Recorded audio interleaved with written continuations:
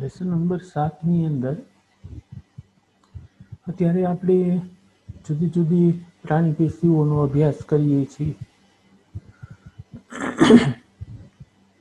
આપણને ખ્યાલ છે કે પ્રાણીઓની અંદર 4 પ્રકારની પેશી જોવા મળે.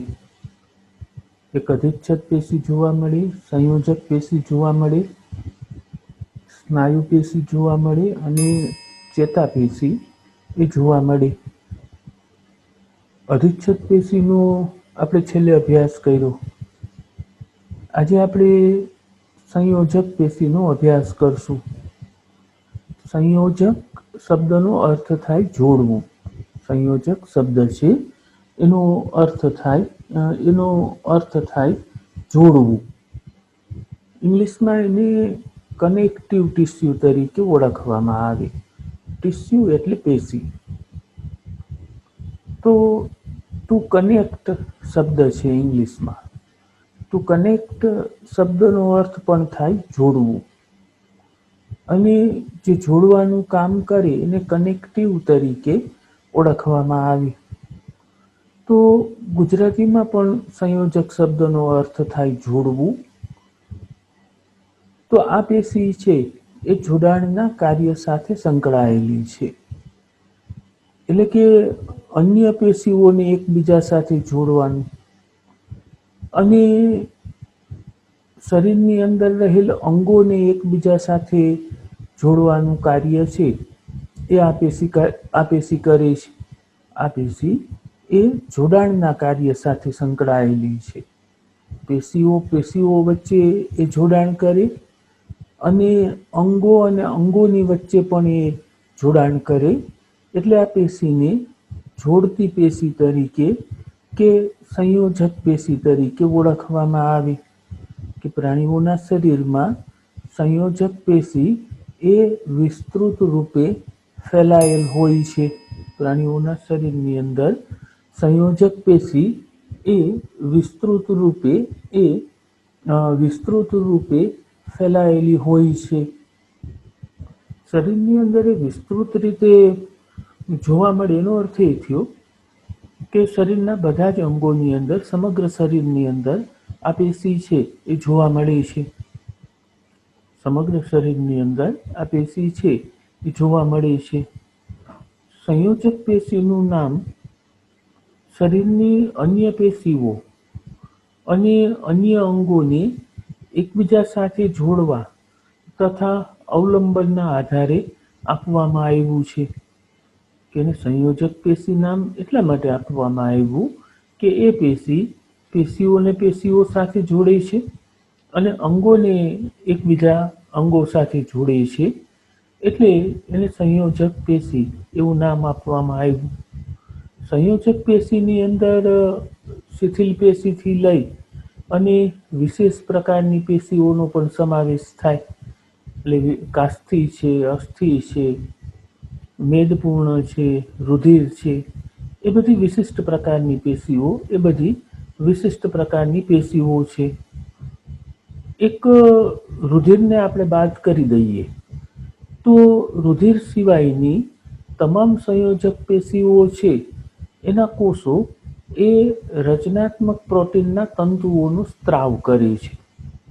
રુધિર સિવાયની સંયોજક પેશીની એ લાક્ષણિકતા છે કે સંયોજક પેશીના કોષો એ કોલેજન નામના પ્રોટીનના તંતુઓનો એ સ્ત્રાવ કરે છે. આને કોલેજન તરીકે અથવા ઇલાસ્ટિન તરીકે ઓળખવામાં આવે. આ તંતુઓ જે ઉત્પન્ન થાય, પ્રોટીનના જે તંતુઓ ઉત્પન્ન થાય એ પેશીઓને મજબૂતાઈ આપે, સ્થિતિસ્થાપકતા આપે અને એક લચીલાપણું પ્રદાન કરે. આ કોષો રૂપાંતરિત પોલિસેકેરાઇડ્સનો પણ સ્ત્રાવ કરે, જે કોષો અને તંતુઓની વચ્ચે જમા થઈ અને આધાર દ્રવ્ય તરીકે કે મેટ્રિક્સ તરીકે એ વર્તે છે. તો આ પેશીને સંયોજક પેશીના 3 પ્રકાર જોવા મળે. એક શિથિલ સંયોજક પેશી, બીજી સઘન સંયોજક પેશી અને ત્રીજી જે છે એ વિશિષ્ટ સંયોજક પેશી. સંયોજક પેશીના 3 પ્રકાર પડે, જેને શિથિલ સંયોજક પેશી, સઘન સંયોજક પેશી અને વિશિષ્ટ સંયોજક પેશી તરીકે ઓળખવામાં આવે. પેલા આપણે શિથિલ સંયોજક પેશીની વાત કરીએ તો શિથિલ સંયોજક પેશીની અંદર કોષો જોવા મળે અને તંતુઓ જોવા મળે. આ કોષો અને તંતુઓ છે એ એકબીજા સાથે અર્ધ તરલ આધારક પદાર્થમાં, એટલે કે પૂરેપૂરું પ્રવાહી પણ ન હોય અને પૂરેપૂરું ઘન પણ ન હોય, ઘન અને પ્રવાહીની વચ્ચેની અવસ્થા ધરાવતું આધારક હોય, એને અર્ધ તરલ તરીકે ઓળખવામાં આવે. તો અર્ધ તરલ આધારક પદાર્થની અંદર એ શિથિલતાથી એટલે કે છૂટાછવાયા, શિથિલ શબ્દનો અર્થ અહીંયા કરવાનું છૂટું છવાયું, તો શિથિલતાથી ગોઠવાયેલા હોય. શિથિલ સંયોજક પેશીનું એક ઉદાહરણ છે એ તંતુ ઘટક પેશી છે.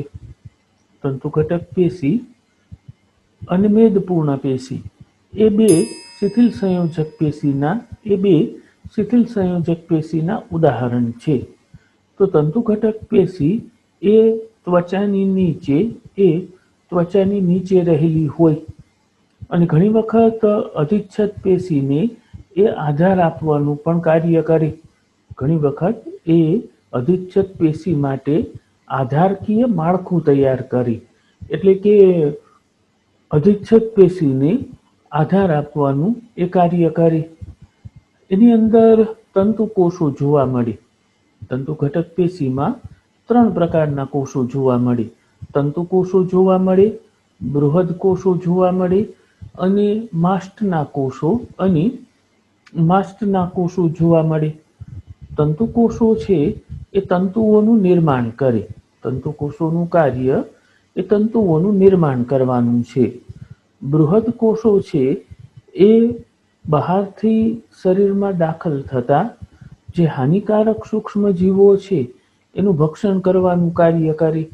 એટલે બૃહદ કોષોને ભક્ષક કોષ તરીકે પણ ઓળખવામાં આવે. અને માસ્ટના કોષો છે એ હિપેરિન અને હિસ્ટેમાઇન નામના દ્રવ્યને ઉત્પન્ન કરે.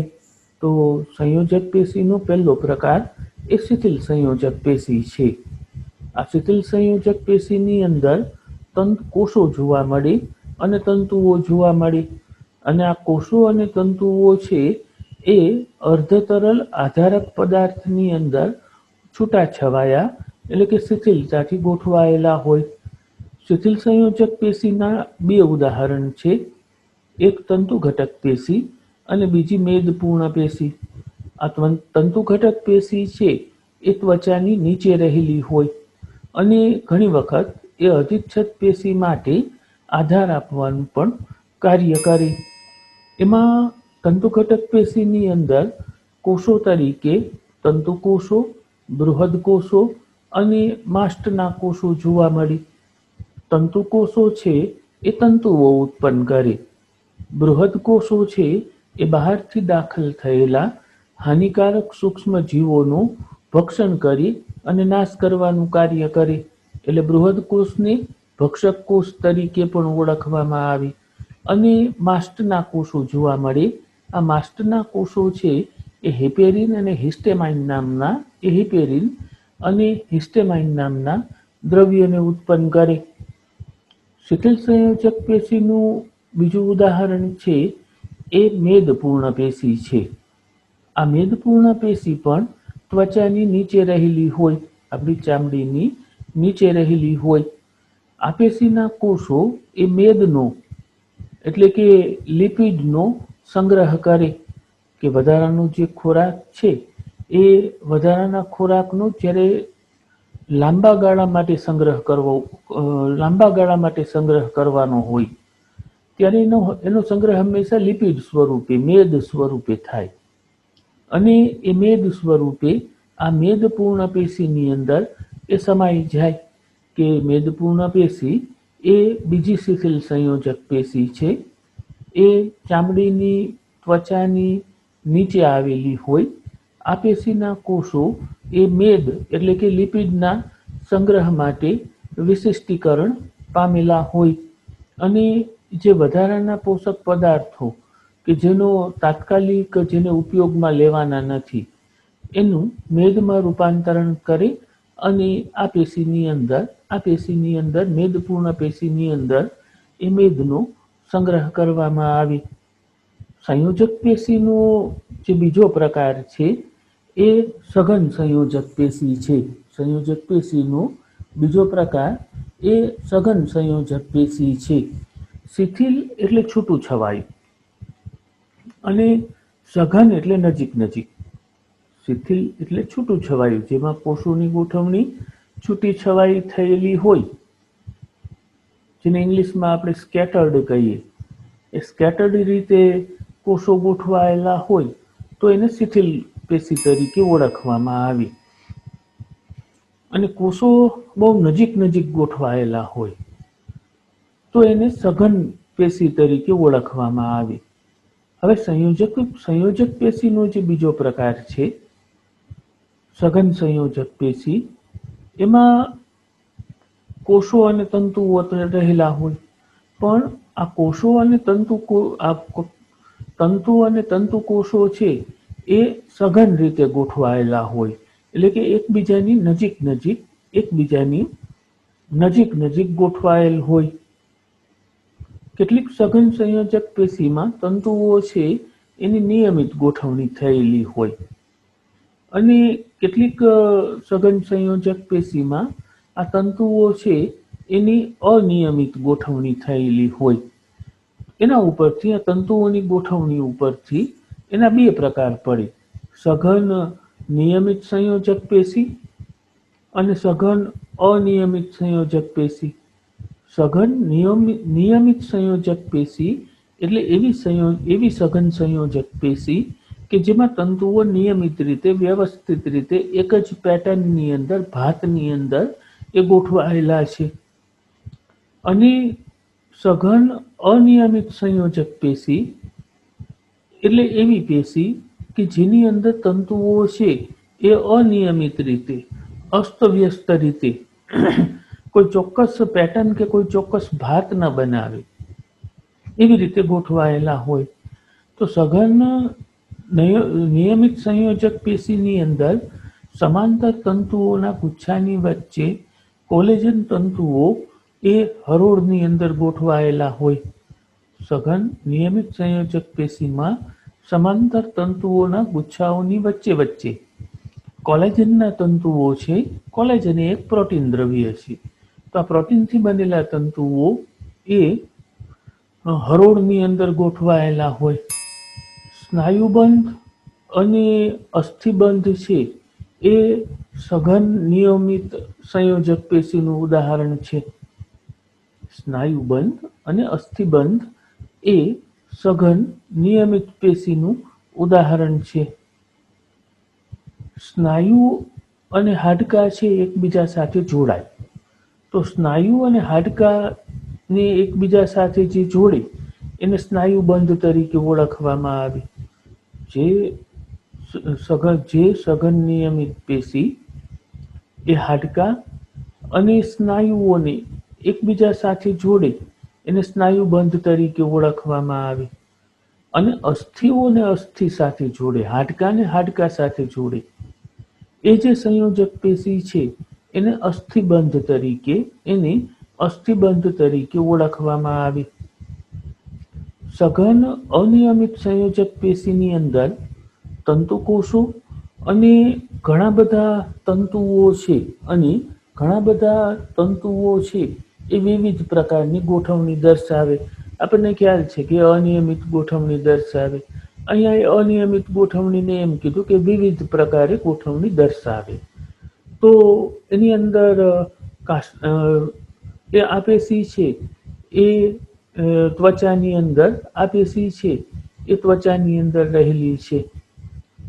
હવે કાસ્થિ છે, અસ્થિ છે અને રુધિર છે.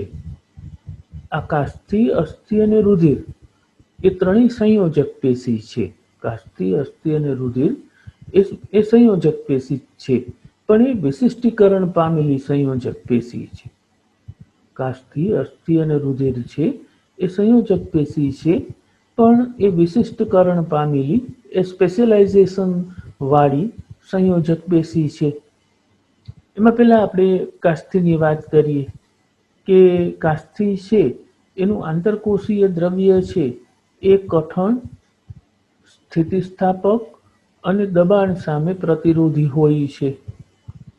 એટલે કે કાસ્થિનું આંતરકોષીય દ્રવ્ય કઠણ હોય, સ્થિતિસ્થાપક એટલે કે ફ્લેક્સિબલ હોય અને એ દબાણ સહન કરી શકે, અને એ દબાણ સહન કરી શકે એટલે કે દબાણ સામે પ્રતિરોધી હોય. આ પેશીના જે કોષો છે એને કોન્ડ્રોસાઇટ તરીકે ઓળખવામાં આવે. આ પેશીના કોષોને કોન્ડ્રોસાઇટ તરીકે ઓળખવામાં આવે. એ સ્વયંસ્ત્રવિત આધારકમાં નાની ગુહાઓની અંદર બંધ સ્વરૂપે રહેલ હોય. તમારી ડાબી બાજુએ ઉપર જે પહેલી આકૃતિ છે એ પહેલી આકૃતિને તમે જુઓ તો એની અંદર કાસ્થિ કોષો કે કોન્ડ્રોસાઇટ્સ છે એ બતાવેલા છે, અને એ કોલેજનના તંતુઓની વચ્ચે એ કોલેજન તંતુઓની વચ્ચે રહેલા છે. તો જે કાસ્થિ કોષ છે એ એક ગુહાની અંદર, એ એક નાની ગુહાની અંદર રહેલા છે, એક નાનકડા પોલાણની અંદર એ રહેલા છે. અને એ ગુહામાં આ કાસ્થિ કોષો છે એ સ્ત્રાવ કરવાનું કાર્ય કરે. પૃષ્ઠવંશી પ્રાણીઓનો જે ગર્ભ છે એ ગર્ભની અંદર કંકાલ તંત્ર છે એ કાષ્ઠી સ્વરૂપે જોવા મળે. આપણે જ્યારે કાષ્ઠી મત્સ્ય અને અસ્થિ મત્સ્યની વાત કરતા હતા પ્રાણી વર્ગીકરણની અંદર, લેસન નંબર 4 ની અંદર, ત્યારે આપણે કાષ્ઠી મત્સ્ય અને અસ્થિ મત્સ્યની વાત કરી હતી. ત્યારે આપણે આ કાષ્ઠી અને અસ્થિ છે એનો ત્યાં ઉલ્લેખ કરેલો કે જેનું કંકાલ તંત્ર કાષ્ઠીથી બનેલું હોય અને અસ્થિથી બનેલું હોય. ત્યારે આપણે એ પણ વાત કરેલી કે ગર્ભાવસ્થાએ આખું કંકાલ તંત્ર છે એ કાષ્ઠીથી બનેલું હોય. પછી કાષ્ઠીની અંદર જેમ જેમ કેલ્શિયમની જમાવટ છે એ વધતી જાય, વધારે ને વધારે કેલ્શિયમ એમાં જમા થતું જાય, એમ એની સ્થિતિસ્થાપકતાને ગુમાવતું જાય, અને કાષ્ઠીનું અસ્થિની અંદર અને કાષ્ઠીનું અસ્થિની અંદર રૂપાંતર થતું જાય. તો એ વાત અહીંયા આવી કે પૃષ્ઠવંશી ભ્રૂણ એટલે ગર્ભમાં જોવા મળતી મોટાભાગની કાષ્ઠીઓ છે એ પુખ્ત અવસ્થાની અંદર અસ્થિ સ્વરૂપે પ્રતિસ્થાપિત થઈ જાય છે, કે મોટા સ્વરૂપે એ અસ્થિની અંદર ફેરવાઈ જાય છે. છતાં નાકનો ટોચનો ભાગ, નાકની જે આ ટીપ છે, ટોચનો ભાગ છે એ કાષ્ઠીથી બનેલો છે. આપણું જે આ બાહ્ય કર્ણ છે જેને કર્ણ પલ્લવ તરીકે ઓળખવામાં આવે, આ કર્ણ પલ્લવ છે એ પણ કાષ્ઠીથી બનેલ છે. એટલે ગમે એ પકડીને આપણું કાન છે એ ફેરવી શકે, કેમ કે એ કાષ્ઠીથી બનેલી રચના છે. અને કાષ્ઠિ એ હંમેશા કેવું હોય, સ્થિતિસ્થાપક છે, એ સ્થિતિસ્થાપક હોય. તો કાષ્ઠિ છે નાકની ટોચનો ભાગ, બાહ્ય કર્ણ એટલે કે કર્ણપલ્લવ, અને કરોડ સ્તંભના નજીકના અસ્થિઓની વચ્ચે તથા પગ અને હાથની અંદર એ જોવા મળે. આપણે વિશિષ્ટીકરણ પામેલ સંયોજક પેશીનો અભ્યાસ કરીએ છીએ, એટલે કે જે ત્રીજો પ્રકાર હતો વિશિષ્ટ સંયોજક પેશી, એનો આપણે અભ્યાસ કરીએ છીએ. એમાં આપણે કાસ્થિ, અસ્થિ અને રુધિર એ ત્રણનો અભ્યાસ કરવાનો છે. તો આપણે કાસ્થિનો અભ્યાસ કર્યો. હવે આપણે વાત કરીએ અસ્થિની.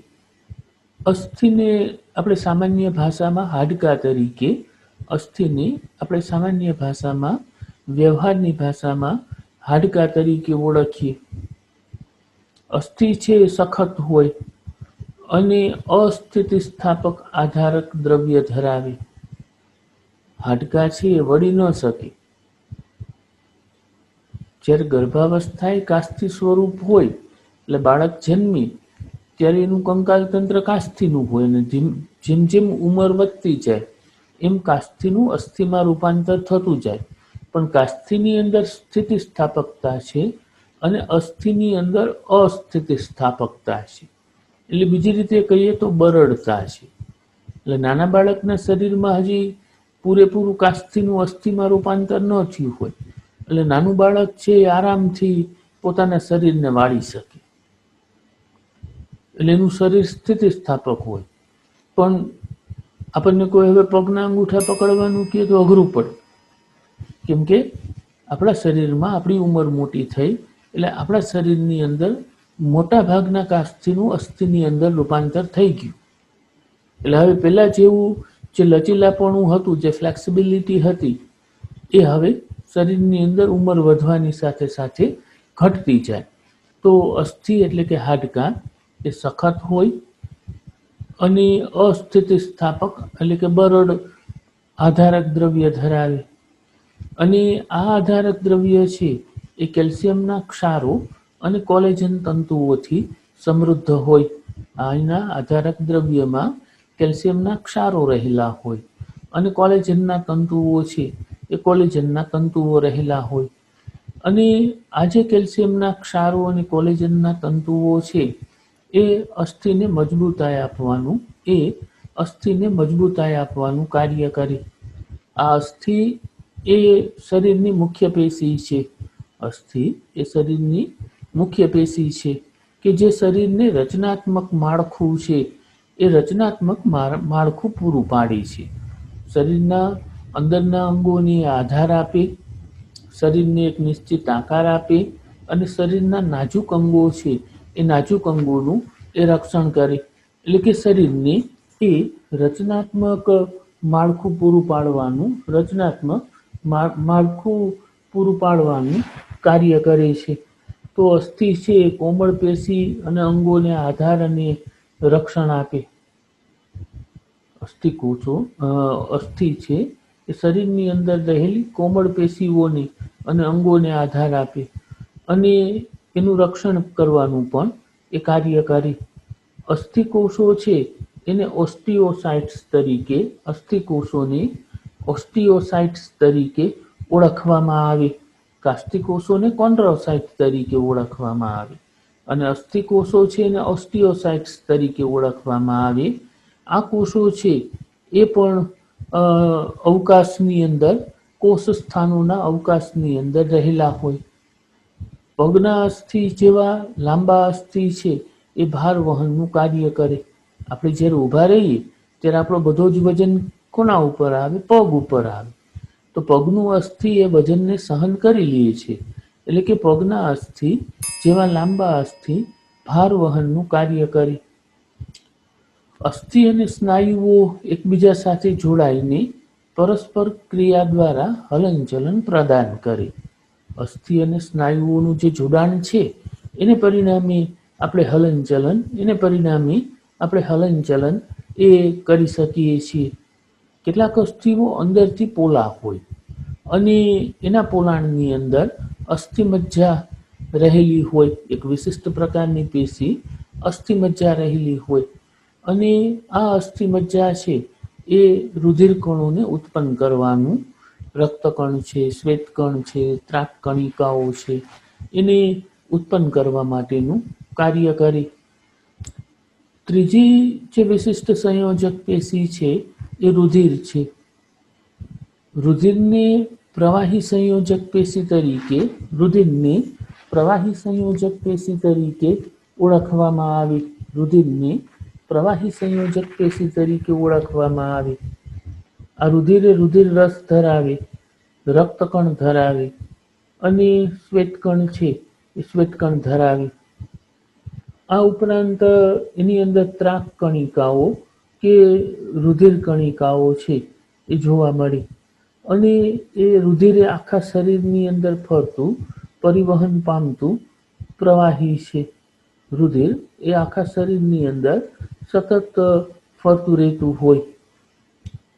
રુધિરનું જે બંધારણ છે કે રુધિરની જે રચના છે એનો વધારે ડિટેલમાં અભ્યાસ છે એ આપણે આના પછીના પ્રકરણોની અંદર કરશું.